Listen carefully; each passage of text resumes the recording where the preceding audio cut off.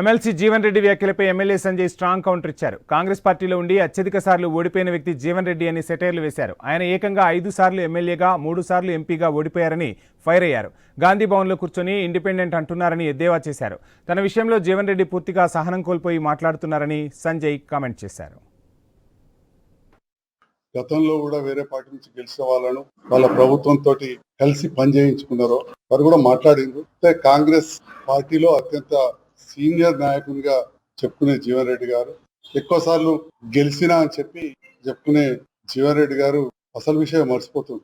కాంగ్రెస్ పార్టీలో నాకు తెలిసి ఎక్కువ సార్లు ఓడిపోయిన నాయకుడు కూడా వారే. 3 సార్లు ఎంపీ ఓడిపోయారు, 5 సార్లు ఎమ్మెల్యే ఓడిపోయారు.